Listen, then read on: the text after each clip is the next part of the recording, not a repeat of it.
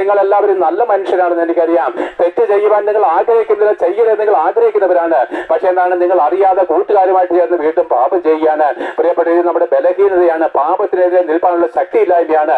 എന്നാൽ ഇപ്പോൾ ഞങ്ങളെ നോക്കിക്കുക, നിങ്ങളുടെ അതേ ദുർബലതയെ കൊണ്ട് ഞങ്ങൾ ജീവിച്ചവരാണെങ്കിലും ഇന്ന് പാപത്തിനെതിരെ നോ എന്ന് ധൈര്യത്തോട് പറയാനുള്ള അധികാരമുണ്ട്.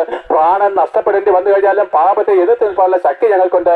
അതേ ക്രിസ്തുവിൽ വ്യാപരിച്ച പരിശുദ്ധാത്മാവ് ഞങ്ങൾക്ക് നൽകി തന്നതുകൊണ്ടാണ്.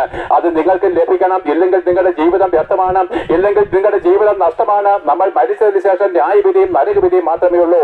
ഈ ഭൂമിയിലെ ജീവിതം കൊണ്ട് ജീവിതം തീരത്തില്ല. ഈ ഭൂമിയിലെ ജീവിതത്തിന് ശേഷമാണ് യഥാർത്ഥമായിരിക്കുന്ന ജീവിതം ആരംഭിക്കുന്നത്. ആകിയാൽ മരണമുള്ള എല്ലാവരും കേട്ടുകൊള്ളുവിന്.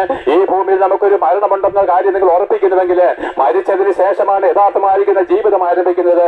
അത് നിത്യമായിരിക്കുന്ന നരകാഗ്നിയിൽ സാത്താനോട് കൂടി എരിയപ്പെടണമോ അതോ സത്യദൈവമായിരിക്കുന്ന യേശുക്രിസ്തുവിന്റെ സ്വർഗവാസത്തിലേക്ക് പോകണമോ എന്ന് തീരുമാനിക്കുവാനുള്ള ഒരു സമയം മാത്രമാണ് 50, 60, 70 അല്ലെങ്കിൽ 100 വർഷമോ ദൈവം തരുന്ന ആയുസ്. അല്ലാതെ കോട്ട കൊത്തളങ്ങൾ പണിയുവാനല്ല, ഈ മലഞ്ചെരുവ് മുഴുവൻ നീ എന്താണ് ഇല്ലാത്ത പണം കൊടുത്ത് മേടിക്കുവാനുമല്ല.